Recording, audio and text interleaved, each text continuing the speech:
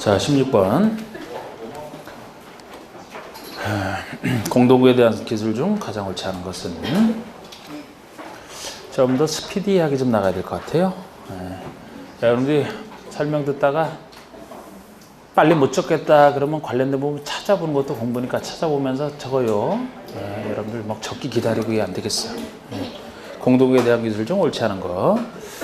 자, 우리 공동구만큼은 이제 별도로 따로 지정하고 있는 도시공개 시설 중에서 도시개발구역, 정비구역 등으로서 면적 200만 제곱미터를 초과하는 경우에 시행자는 공도를 설치해야 된다. 공동구 설치 의무, 면적 200만 초과입니다. 요것만 유일하게 200만짜리에서 200만 초과 설치해야 된다.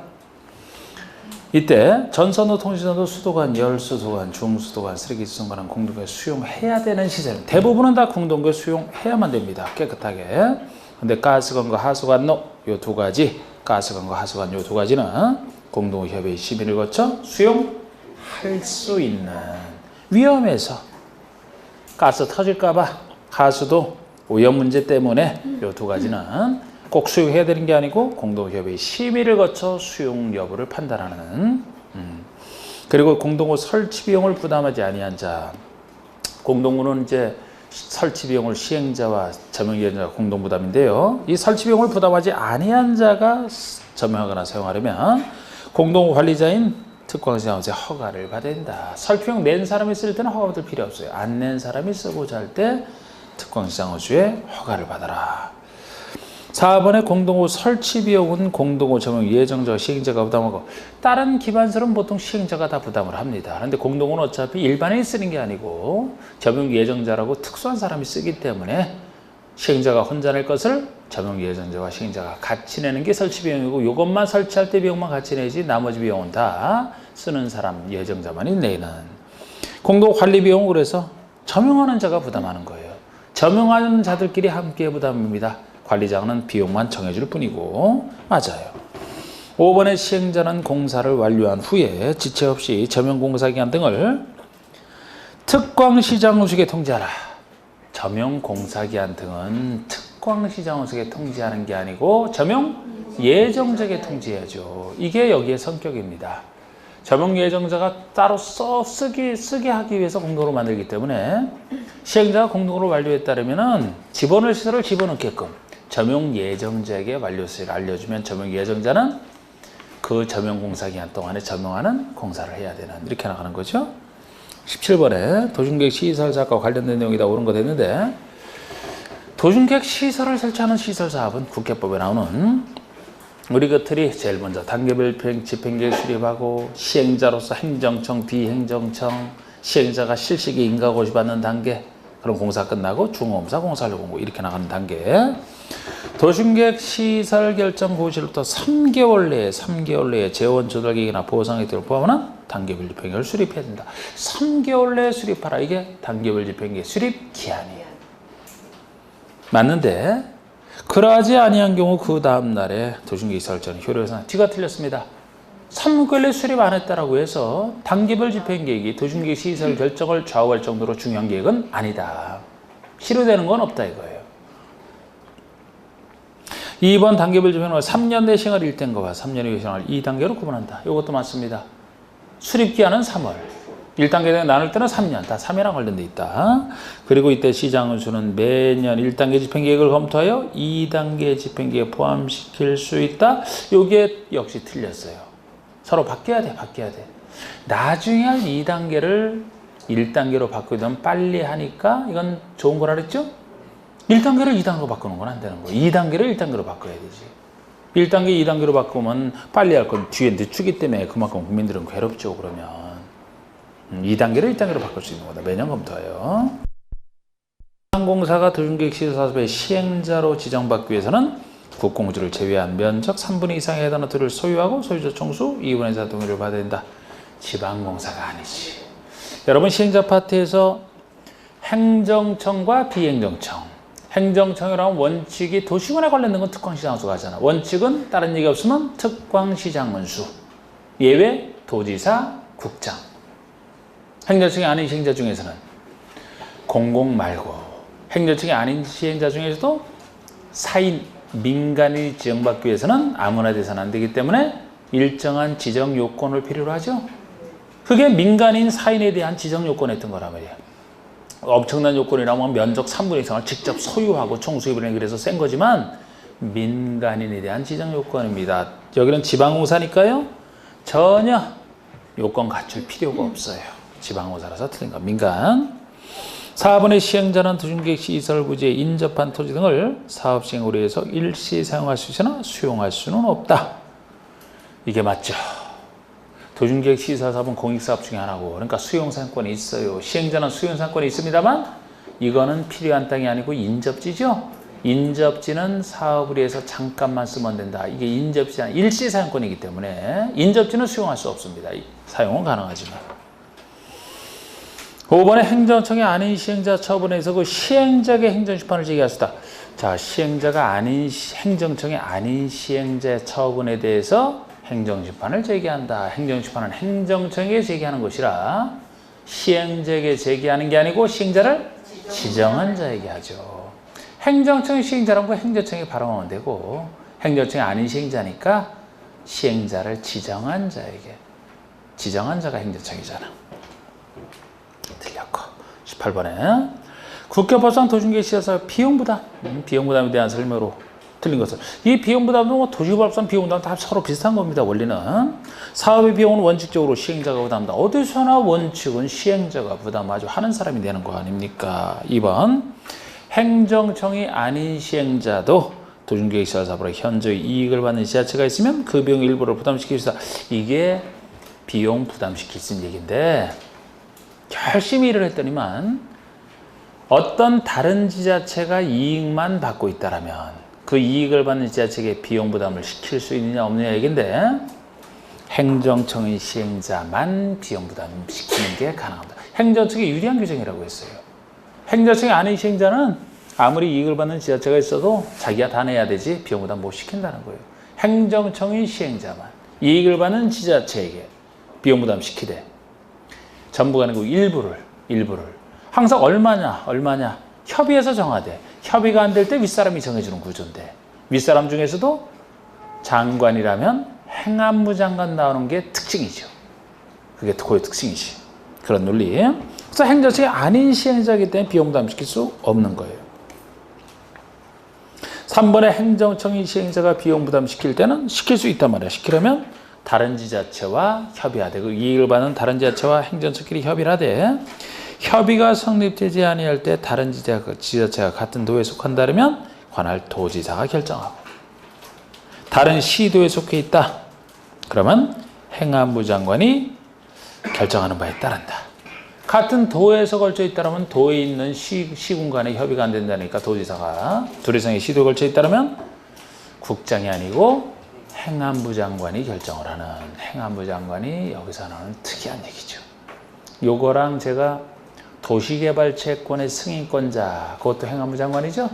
도시개발채권은 시도지사가 행안부 장관 승인했잖아. 그 두 군데서만 나오는 거 아닙니까? 주의하시고 행안부 장관 잘 밑으로 그어놓고 4번에 이익을 받는 지자체가 부담하는 비용의 총액은 해당 사업에 소요된 비용의 50%를 넘지 못한다. 일부만 부담시켰어요. 일부만. 그런데 일부라고 해도 그게 반이야. 반. 최대가 반. 50%. 그리고 이 경우 이 소요된 비용 계산할 때는 해당 도중계획 시설 사업의 조사, 측량비, 설계비, 관리비를 포함하지 않고 나머지 비용 가지고 계산하는 겁니다. 조사, 측량은 이 사업할 때 시행자가 사업할 때 기초로서 들어가는 조사, 측량비고 설계비, 관리비라는 것도 어차피 이거 하는 사람만 내야 될 것이고 기초 비용이지 이거를 비용 부담시킬 때는 이거 빼고 나머지 비용 중에서 한다는 얘기입니다. 그럼 뭐 완벽하게 됐고 19번에 도중계획 시설 결정 고시일로부터 도중계획 시설을 결정한 고시일로부터 2년이 될 때까지 사업이 시행되지 않은 경우로서 단계별 지평이 수립되지 않거나 1단계 포함되지 아니한 시설 부지에 대한 설명이 되는 거. 여러분 도중계획 시설 부지로 결정된 상태에서 사업이 안 되고 있을 때 2년 내 안 될 때 보조지 10년 내 안 될 때 20년에 안 될 때 그 보조 중에서 바로 2년 내 사업 시행 안 될 때 이 시점에서 언제 할지 모를 때 단계별 지평이 수립되지 않거나 1단계가 아닐 때 그때 보호 조치를 얘기하는 거잖아요. 그럼 여기 기본적인 보호 조치가 이제 무엇을 간단하게 허가받을 수 있냐 그거잖아. 그죠? 1번 특광시장소는 원칙적으로 도중계획 시설 부지에서는 해당 도중계획 시설이 아닌 건축물 건축이나 공작물 설치를 허가해서는 안 된다. 이렇게 묶이는 효과는 기본적인 효과잖아요. 도중계획 시설에 설치에 지장이 있는 건축물 건축과 공작물 설치는 원칙으로 허가 금지로 묶이는데 이 묶인 상태에서도 아까 2년 내 그러면 일부를 허가받을 수 있다 이렇게 나가잖아. 두 번째, 가설 건축의 건축은 허가받을 수 있다. 가설 건축물, 공작물, 건축의 건축 중에서는 개축과 재축, 중점본에서 개축, 재축만. 이러다 가설 건축이나 공작물은 잠깐 설치했다가 나중에 사업 시행된다면 그때 가서 그 사람들 비용으로 철거시키면 될 거니까 가설 건축은 허가받을 수 있어요. 3번 도중계획 시설 설치 지장이 없는 공작물, 이것도 지장이 없는 걸 전제로 해서 공작물 설치를 위한 형질 변경 허가받을 수 있다. 가설 건축물, 공작물, 개축, 재축 그리고 여기에 필요한 형질 변경까지 당연히 다 들어가기 때문에 형질 변경도 허가받을 수 있다. 4번의 건축의 개축, 재축 그리고 증축은 허가받을 수 있지만 신축은 허가받을 수 없다. 앞에 증축이 들어서 틀렸죠? 증축도 허가 못 받아. 종전 범위 내에 있는 개축과 재축까지지 증축, 신축은 허가받을 수 없습니다. 짧은 2년이 안 될 때는 기존건축을 범위 내에 있는 개축과 재축 정도만이에요. 증축이 들어서 틀렸습니다. 5번 특광시장건수는 가설 건축이 건축된 토지 안, 가설 건축이나 공작물 마찬가지인데 이렇게 건축된 토지 안에서 도중계획 시설 사업이 이제 시행이 된다 그러면 시행 예정일 3월 전까지 사업 시행 예정일 3월 전까지 가설 건축물 소유자 부담으로 그동안 이익본 이 사람 부담으로 철거 등 원색의 필요한치를 명하여야 한다도 다른 데서는 이렇게 원상 회복 명령 같은 거 할 수 있다가 보통인데 여기는 다른 대안이 없다 그랬어요. 가설주나 공장으로 무조건 철거시켜야지만 공사를 할 수 있기 때문에 명해야 된다 이거 그랬어요. 그것도 그 사람 부담으로 가설주 소유자 부담으로 공장으로 마찬가지고. 20번에 도중계획 시설 결정 거치도 10년 내 사업이 시행되지 않은 도중계획시설 부지에 대한 매수 청구. 10년 내 사업 시행할 때 제일 중요한 보조치인 매수 청구. 요거 외에도 이제 해제 권고제도 있고 해제 신청제도 10년과 관련된 그 중에 10년과 관련된 것 중에 매수 청구 얘기입니다. 제일 유명한 얘기죠. 옳지 않은 거. 누가 지목이 대인 토지의 소유자만 매수 청구할 수 있다. 만이지만 맞아요. 10년 내 사업 시행 안 되고 있을 때 다른 땅은 안 돼. 지목이 대인 토지 소유자. 물론 그 지목이 대인 토지의 괄호 속에 그 토지에 있는 건축물 정착물이 있으면 포함이죠? 요거 제외한다면 틀리죠? 함께 팔 수 있어야지 나갈 수 있다 그랬잖아요. 팔고. 그래서 포함도 맞고 포함도 체크해 보시고 만 좋아요. 지목이 돼. 2번 매수 의무자가 지자체인 경우에 부재 부동산 소유자 토지나 비업무용 토지로서 매수 규모이 5천을 초과하는 경우에 그 초과분에 대해서 도중계획시설 채권을 발행해서 도중계획시설 채권 얘기네요? 3천. 매수할 때 매수 대금은 현금으로 지급하는 게 원칙인데 매수 의무자 중에서 돈 없는 지자체만. 우리 매수 의무자라는 사람이 다른 얘기 없으면 도시군을 책임지는 특광시장을 소개 하잖아. 그런데 시행자가 있으면 시행자에게, 설치 관리 의무가 있으면 그자에게 한다 그랬죠? 근데 이 수많은 매수 의무자 중에서도 돈 없는 지자체만. 그것도 언제요? 소유자가 원할 때 발행할 수 있는 건 당연한데 그 중에 하나 이거는 원하지 않아도 발행하는 특수한 경우잖아. 원할 때 또는 이때. 부재 부동산 소유자 비업무 토지 법에서 안 좋게 보는 토지라는 거 원하지 않아도 그 대신 3천 초과시란 말이에요. 3천만 원을 초과할 때만 그 초과분에 대해서만 원하지 않아도 도중계획시설 채권을 발행할 수 있는. 틀렸고 3번의 시행자가 실시기 인가를 받았다면 아직 사업 시행이 완료되지 않았다 하더라도 매수 청구할 수는 없다. 원래는 10년 내 사업 시행 안 되면 매수 청구 가능해야 되는데 10년 내 사업 시행은 안 되고 있는데 실시기 인가는 이미 받았다면 핵심 절차인 사업 시행권 따는 이 절차만 통과했다라면 핵심은 통과했기 때문에 이때는 매수 청구할 수 없다. 4번에 매수 청구를 받은 특광시장으로서는 6월 내 매수를 결정하여 통보해야 되고 매수 결정을 통보하라 2년 내 매수하라. 이게 매수 절차 6월 2년. 6월 내 매수를 결정하여 통보하고 매수한 것은 그 결정을 통지한 대로 다시 2년, 6월 2년 얘기입니다. 5번에 매수하지 아니할 때 단독주택과 1, 2종 근생은 허가받을 수 있으나 2종 근생 중에 단란주점, 노래연습장, 안마, 시술소, 다중생활시설은 허가받을 수 없다. 자, 우리 매수 들어갔는데 매수를 처음부터 안 하거나 2년 내 매수하기로 약속하고 2년 내 매수를 결국 매수를 안 했다 그러면 예외적으로 허가받을 수 있는 게 있는데 보증주택으로 허가받을 수 있는 게 있는데 일반 건축물중에서는 주택 중에서 가장 작은 단독주택, 주택이 아닌 것 중에서 가장 작은 1, 2종 근생, 공작물. 그래서 여기서도 이 단독주택이 제일 좁은 의미의 단독주택을 얘기하는 거예요. 이것도 이 단독주택과 1, 2종 근생, 주택 중에서 제일 작은 거, 주택 하는 중에 제일 작은 거. 요거 여기는 안 나있지만 3층에서 받는 거죠? 3층에서 허가받을 수 있는 거죠? 거기도 3층 이하, 그 얘기도 같이 적어 놓으시고 3층에서 허가받을 수 있으나 1종은 다 되지만 2종 근생에서는 안 되는 것이 있다. 단란주점에 가서 술 먹고 노래 연습해서 노래 부르고 안마 시술소에 가서 안마 받고 술 먹고 안마원에 가는 거 아니에요. 안마 시술소, 안마원은 대여 일종이라 안마 시술소 그리고 고시원 가서 자는 다중생활에서 자는 거 안 된다 이렇게 했던 거 안 된다 정확하게. 21번이라면 도심계획 시설 결정의 해제 권고, 도심계획 시설의 해제 경고 권고 제도입니다. 여기에 대한 설명으로 옳지 않은 거. 자, 우리 해제 권고제는 구조가 역시 10년 미신과 관련돼 있는데 도시군을 책임지는 특광시장원수가 일정한 해제 권고 사유가 있으면 해당 지방의회에 보고를 해야만 되고 지방의회는 해제 권고할지 말지를 결정할 수 있고 만약 해제 권고를 하게 되면은 보고했던 사람에게 다시 권고를 하게 되면 보고받은 사람 중에 권고받은 사람 중에서 관리계 결정권자가 도심계획 시설을 해제를 하게 돼 있는 이 구조 아닙니까? 기본 구조가. 그러면 옳지 않은 것은 있는데 1번 도심계획 시설을 설치할 필요성이 없어진 경우 아니면 고시부터 10년 내 사업 시행이 안 되는 경우 해제 권고 사유를 얘기합니다. 둘 중에 하나예요. 10년 미시행과 상관없이 지금 와서 설치할 필요성이 없다고 판단한다. 그럼 충분히 해제 권고할 수 있지. 아니면 그 판단과 상관없이 10년 미시행되고 있다라면 10년 동안 사업 시행이 안 될 정도라면 뭐 필요했으면 벌써 설치했죠. 10년 미시행과 관련되어 있습니다.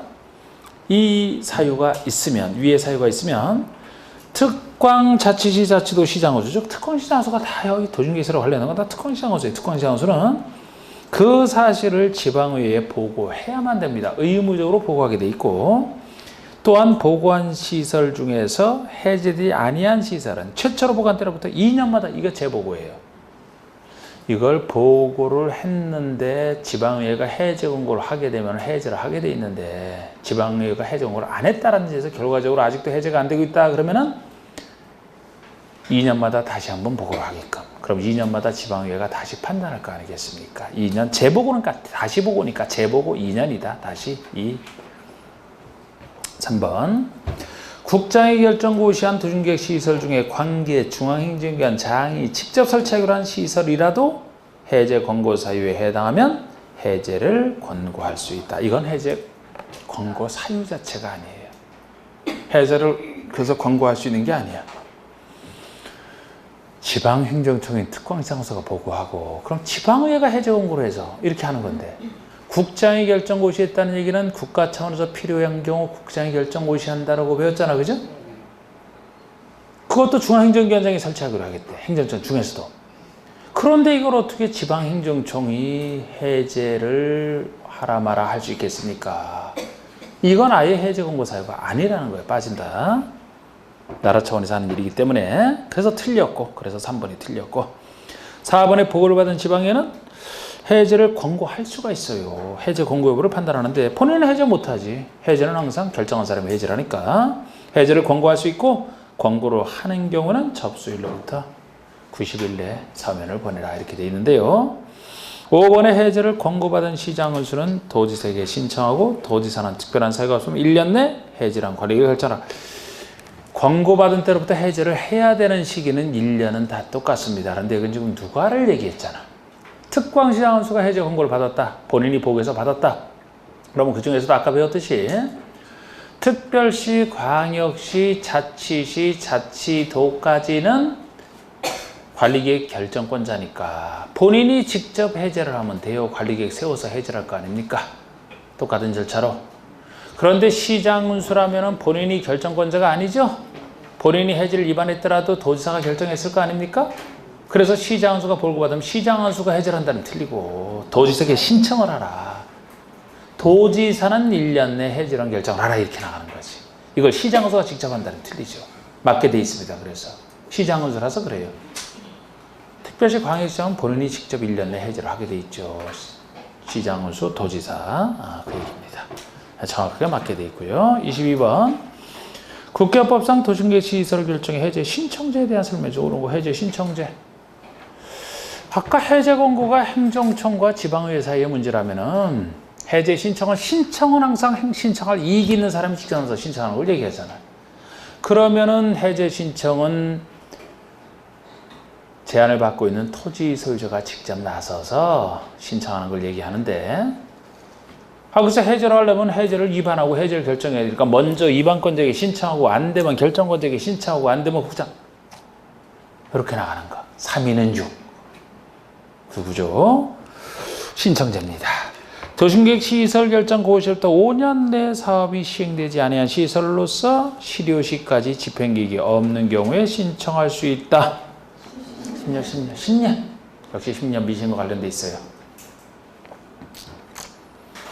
10년 동안 사업 시행이 안 되고 있는 것 중에서도 나중에 실효 20년이 될 때까지 안 되면 실효가 되는데 그때까지도 집행계획이 없다. 현재 10년 동안 안 되고 있어도 집행계획이 나중에 실효시까지는 있다라면 그때는 집행할 생각이니까 아니고, 앞으로도 집행계획이 없다 그러면 이때 직접 신청할 수 있게 해놨어요. 10년입니다. 이번에 토지수자는 먼저 도중관리계 위반권자에게 해제 위반을 신청할 수 있고, 위반권자에게 먼저 위반권자에게 위반해달라고. 그럼 위반권자나 신청을 받은 데부터 2개월 내 위반 여부를 결정해서 소식이 알려야 된다. 먼저 3개월 내 위반 여부. 근데 위반 여부를 결정을 알려줬다니만 위반을 안 하기로 했다면, 아니면 위반하기로 했는데 결정을 안 하더라. 그리고 문제 해결이 안 됐다 그러면 그 다음에는 3번에 위반권자가 해제 위반을 하지 아니하기로 정하여 신청일에 통지한 경우가 이제 안 될 때 얘기잖아요. 그러면 도지소유자는 관리계획 결정권자에게 해제를 신청할 수 있고, 결정권자나 신청을 받은 때로부터 3개월이 아니고 2개월 내에 결정 여부를 정하여 소유자에게 알려야 된다.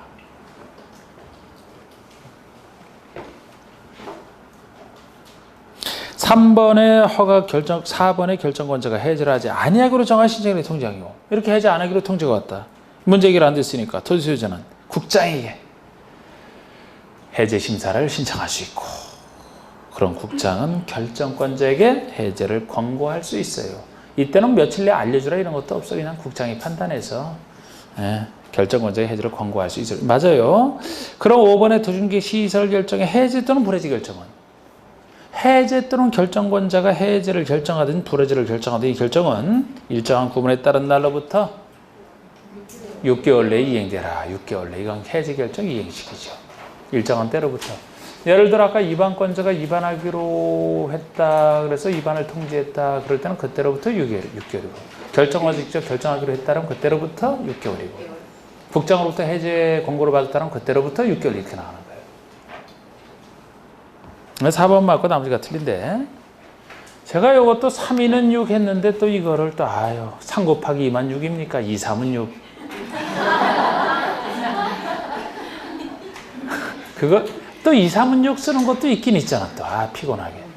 잘 낸 적은 없지만 건축에서 우리 막다른 도로 할 때 막다른 도로에 10m 미만, 10에서 35 사이, 35 이상 너비가 2, 3은 6이었죠. 그거는 이건 3위는 6이고. 혹시 헷갈렸어요 이거? 안 헷갈렸어요?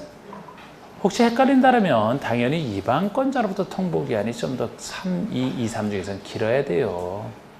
결정권자에게 해제 요청하는 경우는 위반권자에 해석 안 될 때 그 다음에 하는 얘기라. 이게 더 길어지게 되면 더 세월아 내월한데 예, 뒤에 하는 이것은 좀 더 빨라야 되죠. 결정식은 각각 그때로부터 하니까 그렇고. 안 헷갈렸다면 상관없고. 자, 23번에 국교법상 지구단위기의 구역과 지구단위기에 대한 설명 좀 옳은 거.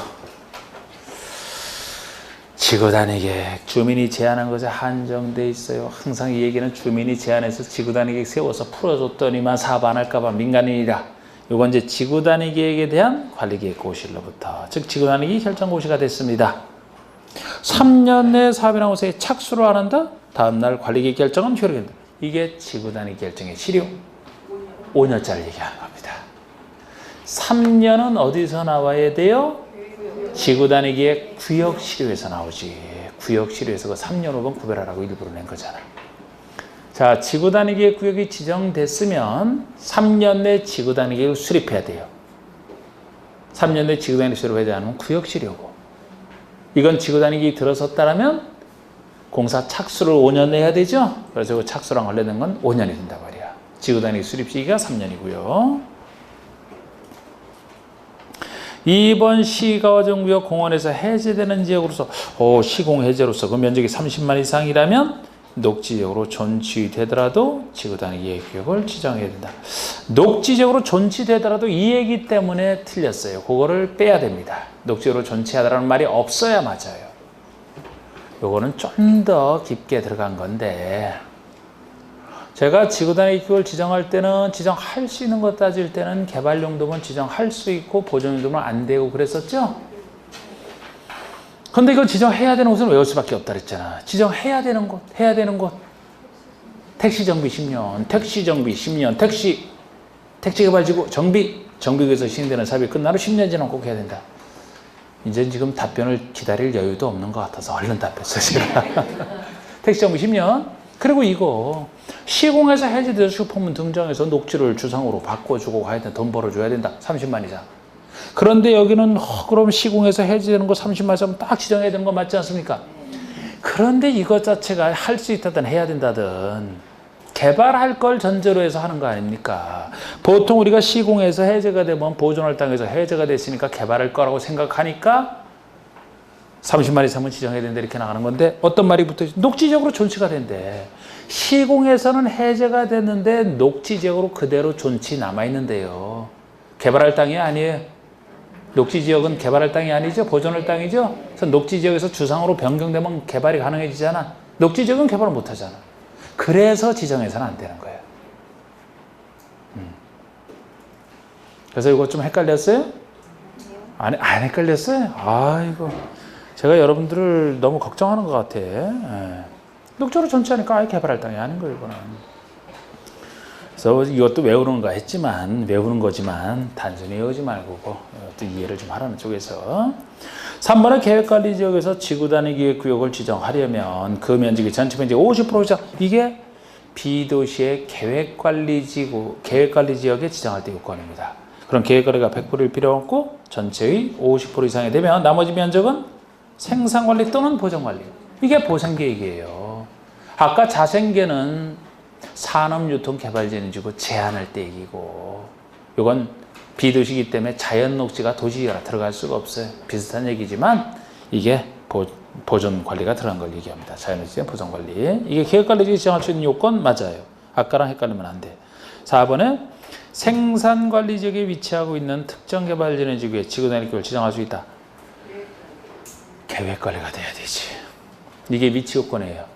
아까 계획관리지역에 지정할 때를 보셨는데, B도시에는 개발진흥지구도 예외적 지정이 가능한데, 개발진흥지구는 면적 요건 외에 위치 요건을 알아야 되는데, 주거랑 관련된 주거개발진흥지구와 특정개발의 주특 두 가지는 계획관리지역에 위치하고 있을 때만 가능하다. 주특계 했던 거잖아.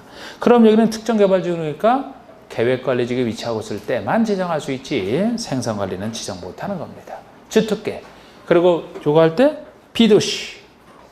다 되는 건 관광휴양이다. 주특계, 반대, 관광휴양은 모든 B도시. 관광휴양지로 개발할 것은 모든 B도시 다 된다. 그리고 주특, 관광이 아닌 나머지는 중간. 주특이나 관광이 아닌 나머지 개발지는 중간이니까 계획관리지역에다가 농림에 관련되는 농림에 준하는 생산관리 또는 농림지역에 위치하고 있어야 지정이 가능하지 보전관리나 자연환경 보전에 관련된 것에는 지정하지 못한다. 나머지 중간 이렇게 했던 거. 5번에 지구 다니기 필수 내용을 묻고 있네요. 기반설의 배치와 규모, 건축의 용도 제한, 건폐율, 용적률, 높이의 최건도, 최저한도, 교통처리 계획이다. 뭐가 들어가서 틀렸잖아요? 교통처리 계획이 들어가서 틀리죠. 그것만 빼버리면 돼. 지구 다니기 필수 내용은 사업 자체를 할 수 있게 만드는 장치, 건축 제한, 용도 제한을 얘기하죠. 아니면 건폐율 윤제를 면적에 관련된 건폐율 윤제를 높이나 관련된 높이, 최건도, 최저한도 까지고 여기에 필요한 기반설 이렇게만이지 다른 거 아니잖아요. 교통처리 계획은 필수사항이 아닙니다. 나머지는 아니에요. 답은 3번만이고 24번 보시면 국계법상 특광시장원수로부터 개발행위 허가를 받아야 하는 것은 모두 몇 개냐. 이런 게 이제 어려운 부분인데 좀 세밀하게 살펴보라고 합니다. 여기 개발행위 허가제가 도시군계획사업이 아닌 걸 전제로 한 기타 개발행위죠. 도시군계획사업은 공적개발행위니까 그거 빼고 나머지 사적개발행위에 위해서 난개발 방지 그 목적으로 우리 갖다 줬던 건축의 용도 변경. 이건 난개발 아니죠. 건축의 건축이 허가 대상이잖아. 용도 변경 건축이 있는 상태에서 용도만 변경하는 건데 이게 무슨 난개발입니까? 이거는 나중에 개발구역, 정비구역에서는 허가 대상에 속하지만 국계법상 허가 대상에서는 아니다. 난개발이 아니라 2번 녹지지역 안에서 울타리 밖에 물건을 일회성 쌓아놓는다. 자, 우리 울타리 밖 야외에 물건을 일회성 쌓아놓는 거 개발의 허가 대상이 되려면 어디에서만? 녹관자에서만. 녹지, 관리, 자연환경 보전적 중에 하나. 그러니까 이건 허가 대상 맞네요. 녹지지역이니까 녹관자 중에 하나. 주상호 처음부터 자연환경 관련 없고 농림지역은 일부러 뺐다. 그래서 녹관자만 남는 게 물건 쌓아놓을 때잖아요. 맞고 2번.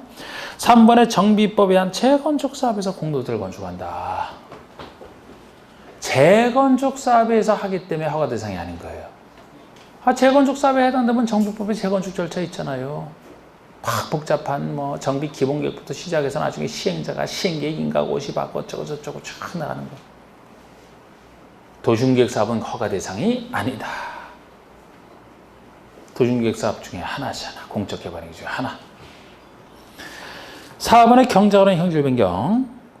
경자가 된 형질 변경이면은 원래 형질 변경은 허가를 받아야 되지만 경자가 위한 것은 농사짓기 위한 것은 허가 대상 아니다. 또 토지의 형질 변경을 목적으로 하는 토지지. 이 토속 채취도 원래 허가 대상이지만 형질 변경을 목적으로 한다 그러면 목적인 형질 변경에서 허가를 받아야 되기 때문에 수단에 불과한 토속 채취는 따로 받을 필요 없다. 안 받는 예로서 이것도 유명하잖아요. 5번에 건축물이 있는 대지의 건축 부양 분할 제한 면적 미만으로의 분할.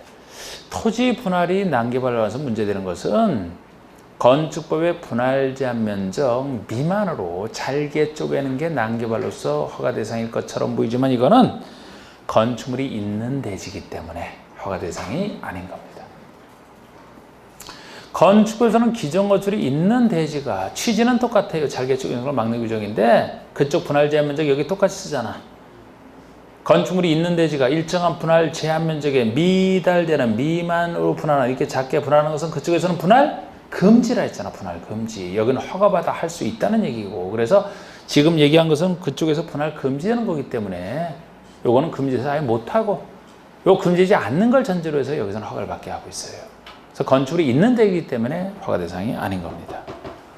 중목의 벌채식재. 나무, 대나무, 중목을 벌채식재 하는 것도 개발법, 정비법에서는 이게 다 사업에 지장을 주는 행위 들어가지만 국계법에서는 건물을 직접 짓거나 간접적으로 관련된 것들이 개발행위지 나무 심고 베는 게 무슨 난개발이냐. 아예 허가 대상이 아니죠. 개발법, 정비법과 차이점. 허가받은 사업권을 단축한다. 자, 우리 허가받고 나서 단축한다, 변경을 한다? 원래 같은 절차예요. 그럼 개발행위 허가를 받으면 변경 허가를 받아야 되는데 경미한 변경일 때는 그 허가가 필요 없다. 허가받은 사업권을 단축하니까 경미한 것이 되는 겁니다. 허가 대상이 아니죠, 결국. 이 사업기간을 연장하면 그때는 허가 대상이 돼요. 단축이니까 다른 사람이 피해를 안 줘서 단축. 얼마든지 단축해도 허가 대상 아니잖아. 허가받은 사업 면적을 20% 축소한다. 허가받은 사업 면적을 5% 범위 안에서 축소할 때입니다. 기간 단축과 달리 축소는 조그만 축소만이지 이것도 아무리 축소라도 큰 축소가 되게 되면 그 땅에 적당한 크기의 건축물이 안 들어서기 때문에 기간 단축과 달리 면적은 5% 범위 안에서 축소하는 것만이고 여기처럼 20%를 축소한다는 5% 넘게 축소하는 거잖아요. 그럼 허가를 받아야 되지. 허가를 받아야 되지. 5% 범위 안에서라도 해도 축소지 확대가 아니에요. 확대는 허가를 받아야 됩니다. 5%에서 축소할 때만 허가 대상이 아닌 거예요. 넘어섰으니까 허가 대상이지. 그럼 허가 대상인 것은 2번과 8번, 2번과 8번 두 가지만 허가 대상이 되는 거 두 개입니다. 답은 3번이죠. 그럼. 자, 이제 개발행위허가 제한, 허가 제한에 관한 설명이다. 이 중 바르지 못한 거. 사적 개발행위, 개발행위 허가에 대해서 일정 기간 동안 사유 5가지가 있으면 꼭 제한할 수 있다. 보통은 한 차례 거쳐서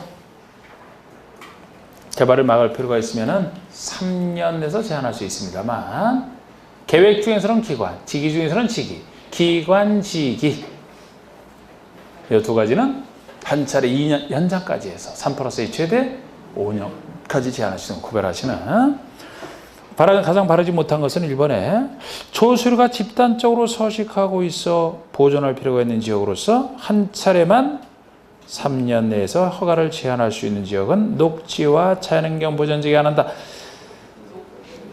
자연환경 보전지역 대신에 계획관리를 넣어야죠. 이 1번 사유만큼은 조수류가 집단적으로 서식하고 있다 또는 우량농지 또는 수목이 집단적으로 자라고 있다. 이런 것으로서 보존할 필요가 있는 땅은 이것만 녹계에서만 제한할 수 있지 다른 지역은 제한 못합니다.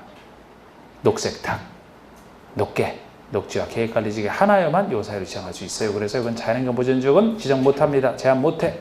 그래서 들어가서 이거 틀렸고 그래서 1번이 정답이고 다른 건 그런 제한 없잖아. 다른 거는 이 사유에서만 녹계잖아. 2번에 그거 외에도 한 차례 3년 내에서만 제한할 수 있는 것이 이제 뭐 개발행위나 주변의 환경, 경관, 문화재 등이 오염되거나 손상될 우려가 있어도 3년 제한할 수는 있죠. 여기는 없지만. 그리고 2번이 기본계획이나 관리계획을 수립하고 있는지요. 광역지역 말고 기관 중에 하나잖아. 이게 기본계획, 관리계획 이 두 가지 계획 중에 하나를 수립하고 있는 지역으로서 일정 요건을 갖춘 지역은 최대 5년까지 허가를 제한할 수 있는 기관입니다. 3번의 지구단위 기구로 지정된 곳은 최대 5년까지 허가를 제한할 수 있다. 지기, 구역전에서는 지기, 최대 5년까지 허가를 제한할 수 있다. 4번의 개발밀도 관리구로 지정된 곳은 개발행위 허가를 제한할 수 없다. 없다니까 맞는 거예요. 없다니까. 요거 제한사로 착각하지 마시고 구역중에서는 지기만 있다니까요. 개발밀도 관리구역 요거 용적률 50% 강화 것이라 제한할 수 있지 않느냐. 제한 사유는 법에 나와 있는 것만 엄격하게 해석해야 돼요. 개발밀도 관리구역 지정 제한 사유가 아예 아니야. 이 사유는 제한해서는 안 돼. 아닌 예로서 좀 기억하시라고. 없다. 기반설 부담구로 지정된 곳은 개발행위 허가를 제한할 수 있다. 이게 기잖아. 지기 3번 것처럼 취급하시면 되는 거죠. 26번에 개발밀도 관리구역에 대한 설명이다 오른 거. 자, 개발밀도 관리구역과 기반설 부담구역은 관리계획 내용 아닙니다. 개발행위 허가 파트에서 개발행위에서 기반설이 부족하게 됐을 때 새로운 기반설 설정하려는 건 나오는. 근데 개발밀도가 너무 심해서 관리 들어가겠다. 기반설이 설정 곤란할 정도로 심해서 관리 들어가는. 특광시장허수가 주민 의견을 듣고 지방도시의 심의를 거쳐야 한다. 주민 의견을 듣고 그것만 빼주면 맞아요. 이건 관리계획 내용 아니니까 관리계획 결정권자가 아니고 지정하는 사람이 제가 국회법에 나오는데 관리계획 내용이 아니면 특광시장허수가 한다 그랬죠? 그래서 특광시장허수는 맞고 이것도 큰일이라 지방도시의 심의를 거치는 건 맞는데 그 전에 주민 의견을 안 듣는 것이 기반설 부담구역과 차이다. 지정권자랑 심의 거치는 건 기반설 부담구역 똑같아요. 여긴 주민의견은 반대가 뻔해서 일부러 안 듣는다 그랬잖아. 작은 일에는 원래 주민의견은 안 들어. 큰 일에 대해서만 듣습니다. 큰 일인데도 반대가 뻔하면 안 듣는 그 논리라고 했잖아. 용적률 50% 강화되는데 이거 좋아할 사람이 누가 있어요. 근데 기반설 부담구역은 돈을 내더라도 본인 부동산값이 더 올라가서 그런 차이가 존재합니다. 2번 개발도 관리구역은 도시군 관리계획 결정으로 지정한다. 관리계획 내용이 아닌데 왜 관리계획 결정으로 지정합니까? 관리계획 내용이 아닌데. 이건 관리계획 내용 아니라고 했잖아. 관리계획 결정으로 안 해요. 3번의 개발도 관리구역은 기반설 설치가 곤란한 지역. 항상 이 말만 나오면은 개발도 관리구역 지정 대상으로 보시면 돼. 너무 기반설가 곤란할 정도로 개발이 너무 심하게 이루어져 있어서 이제부터라도 그 밀도로 관리하겠다 그랬잖아요. 도시지역과 그 주변지역에 지정할 수 있다. 근데 D가 틀렸네. 앞은 좋은데 도시지역과 주변지역이면 도시지역은 주변지역은 아예 안 되고 도시지역 중에서도 주상공만 돼. 주상공. 그래서 제가 아까 도시지역과 주변지역에 지정하는 것이 무질서한 시가지가 일어날 수 있는 시가와 조정구역이라고 봤죠? 요거는 그보다 개발이 더 심한 곳이야. 단순 무질서한 시가지가 정도가 아니고 기반설 설치하는데 그 설치가 워낙 너무 개발이 많이 있어서 안 될 정도로 개발이 심한 곳이라 그 정도라면 개발 용도인 주상공밖에 없죠. 주상공 중에서 일정 요건을 같이 지정하는 거라고. 주상공만 대상입니다. 4번의 개발도 관리구역 안에서는 건폐율을 강화죠. 유일한 강화라고 했잖아. 그리고 건폐율을 강화한다는 얘기 맞아요.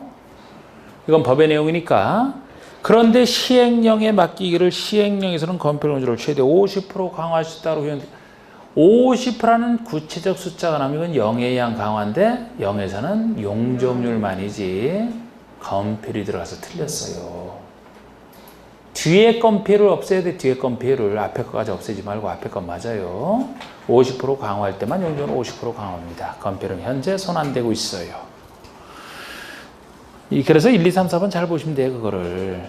5번은 다른 1, 2, 3, 4번을 잘 보라고 5번 냈습니다. 당해지역의 도로율이 용도지표 도로율의 20% 이상 미달되는 지역이 정하수다. 이거는 한 번 그 전에 딱 나왔던 얘기에 불과한데 이게 개발도 관리구역 지정할 때 그 기준이거든요. 어느 정도로 개발이 심한 거 곤란할 정도로 해야 되나요? 지정 기준인데 여긴 도로율만 얘기했지만 뭐 학생 수용 이런 거 다 따져서 다 이자에 다 이자. 20%.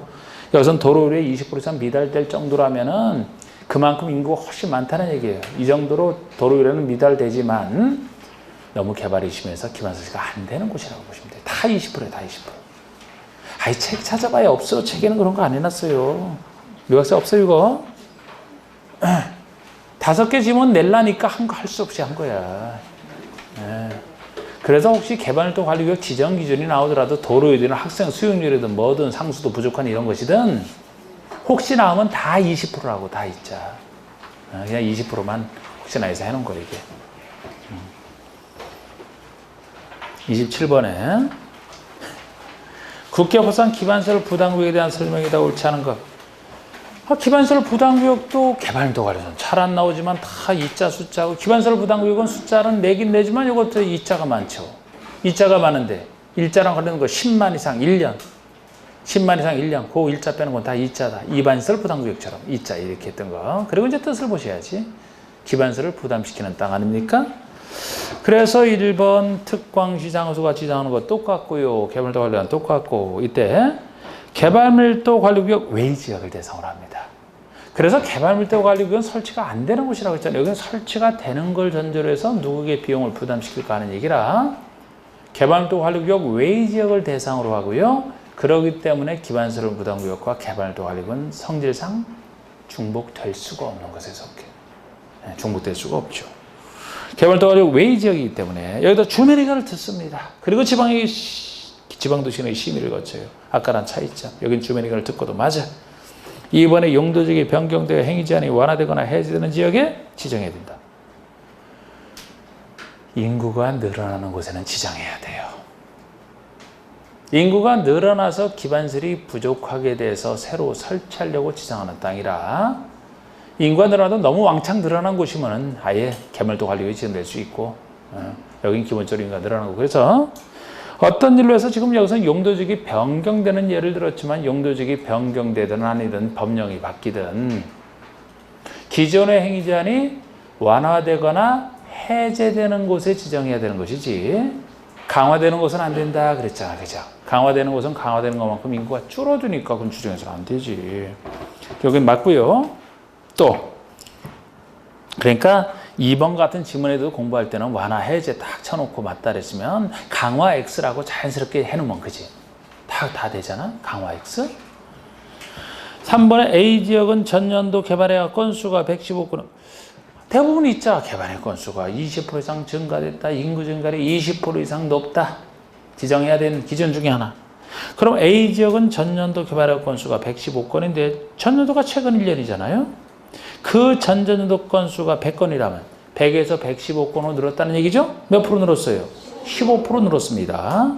B지역은 전년도 인구 증가율이 30%이고 그 지역에 속하는 시의 인구 증가율이 5%라면 이 인구 증가율은 전년도 것과 갖고서 전체 대비 일부를 따지잖아. 그죠? 얼마나 높다니까. 전체 시가 5%인데 그 시 중에서 어느 지역이 30%라면 전체 시에 비해서 얼마나 높은 거예요?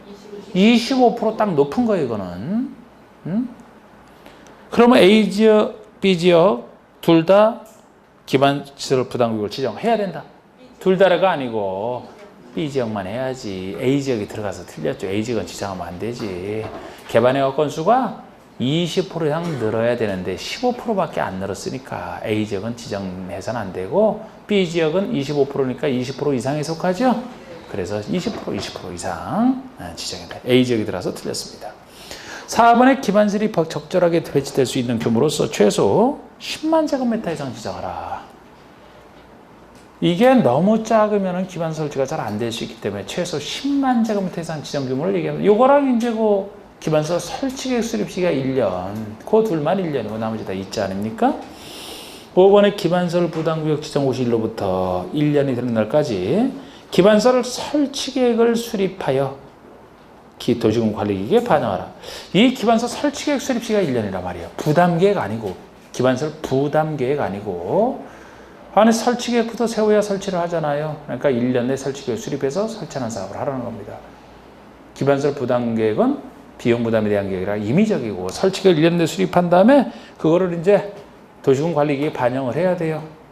기반설에 대한 것은 관리계획 내용이기도 하기 때문에.